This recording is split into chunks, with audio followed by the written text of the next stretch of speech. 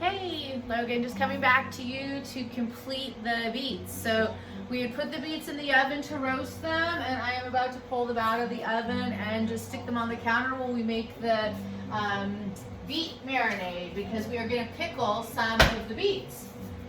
So I'm not going to do a canned pickled beet recipe. I'm just doing an easy refrigerator pickled beet recipe. So those are the beets. They are done. I checked them with a fork to make sure they were tender. They actually took longer than an hour, longer than I had expected to get to a good tenderness, not really mushy, but get the fork into them well. So here we are. We're going to make the brine that the beets are going to be in the jars. And I have the ingredients out so you can kind of see. I'll write these down and try and figure out how to attach them. I'm going to put them in the comments of the video. But what we're going to do is we're going to take a pot and we're going to put equal parts. So we're going to do equal parts vinegar and water. You can kind of use different vinegars. I like red wine vinegar or apple cider vinegar. Those are really my two favorites to work with. And you want to be able to cover the beets or whatever you're pickling, but in this case I'm going to do beets with some red onion. So you want to be able to cover that in the jar. It needs to be submerged, and I'm probably doing too much for how few jars I have there, but I'm going to go ahead and make this much anyway that it can be used for other things. So I'm going to go ahead and put 2 cups of apple cider vinegar in. Apple cider vinegar with the mother. We can do another video and talk about that, because that's always an interesting question people have. What is the mother? So I'm doing 2 cups of water to go with that. Equal parts. I am also going to put in sugar. This is one of those things you have to use it when you're doing a brine, and depending on what you're doing, like when I'm pickling this way, you can't just leave ingredients like that out.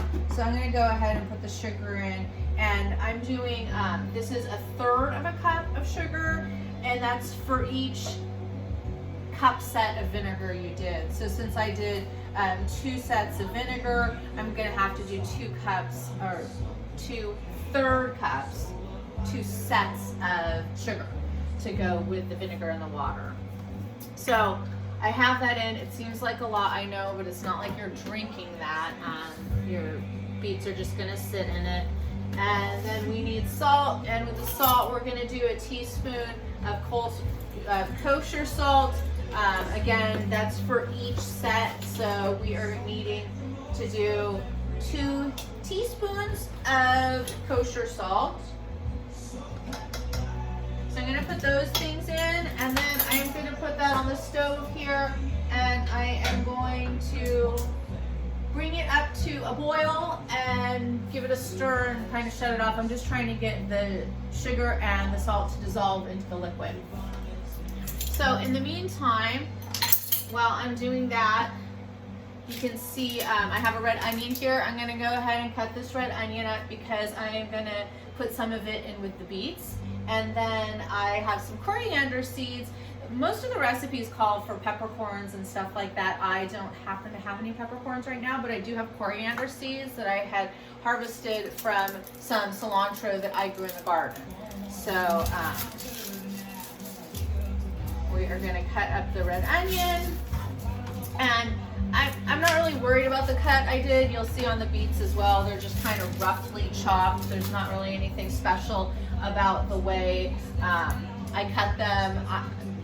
If I was doing it as a gift or something, if I was doing it to feed to somebody else for dinner, maybe I'd put a little more time into the way that I'm cutting the things. But since I'm just enjoying it with my family, and that part of the aesthetics of the food isn't as important, I don't really care about the cut. So I just kind of gave it a rough cut.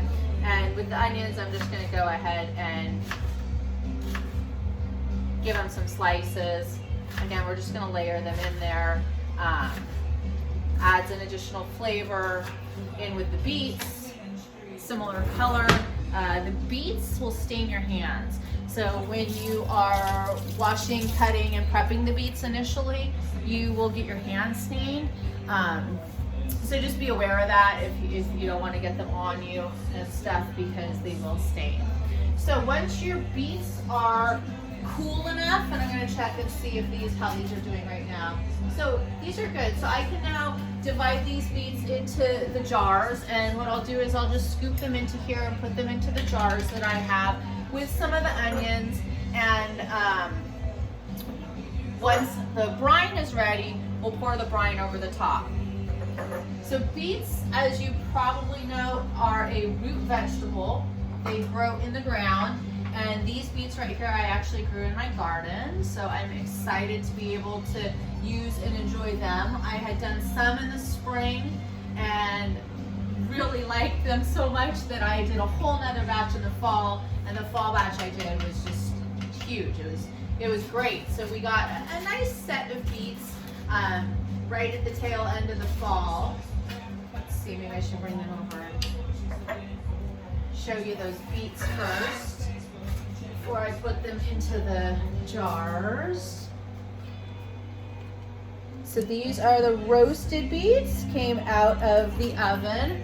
They've been in there, if you didn't see the other video, watch the video on roasting beets. But we did that really simple process there. I had done it differently. There's a couple different ways. Usually I would do it with the beets whole as opposed to cut up like this, but it was just the way that it worked out. I had time to clean them and cut them yesterday, but I didn't have oven space, so got that part done. And again, I'm just putting this stuff in, and when I get to the liquid, I want to be able to get that liquid to sit in there. I need all of whatever I'm putting in underneath the liquid. Because I'm not jarring this or like canning it, because I'm just putting it into the refrigerator, it doesn't matter how deep I go in the jar, but it does still matter that you get what you are putting in here underneath the liquid. So I like to try and get something right up there at the top that kind of holds everything in there down. And then when I put the liquid in, it will help hold it in place. Again, I didn't have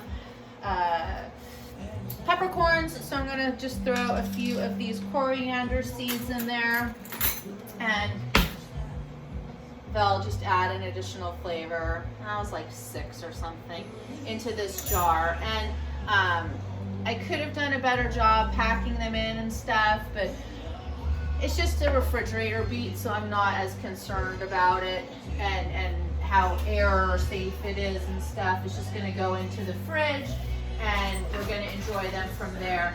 With the roasted beets, you can enjoy them out of your refrigerator for about a week in any kind of container. So I could just put these in here and use them and enjoy them for the next week. I could freeze them at this point, take the roasted beets and put them in the freezer. But I want to pickle a bunch of these so that we can enjoy them that way, just as a snack or in a salad if we wanted or something. So we really enjoy the beets. I think that's good. There's a little bit left over here. We'll probably heat those up with dinner tonight instead of using another jar, and we'll just find another use for some more of that onion there. I'll put 2 more pieces in there like that, and we've got a nice little jar of pickled beets and sliced red onions with some coriander. Our brine is not quite boiling yet here. And again, we're just boiling it so that we can get the salt and the sugar to blend in with the water. We need that to dissolve.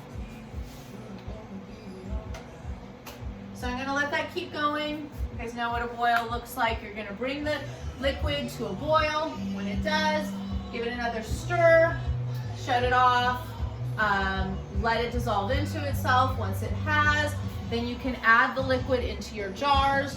You're gonna just pour it right over the top, again, as best you can, ensuring that all of the beets, all of the onion that you've put in are underneath the brining liquid, and then put a lid on it. You can leave it out for, I usually leave it out for a couple hours before I put it in the refrigerator. Some recipes are a little bit more specific, or tell you to leave it out for 12 hours or something, but I feel comfortable leaving it out for a few hours and then getting it into the refrigerator where I'll feel comfortable using it for 6 weeks or something as a side, or just a little snack food. Nice and healthy. If you missed before, again, beets really good, high in potassium, high in fiber, high in iron, low in calories. Excuse the phone. But throw your brine over the top and enjoy your beets. Send a picture of the finished touch. Have a good night.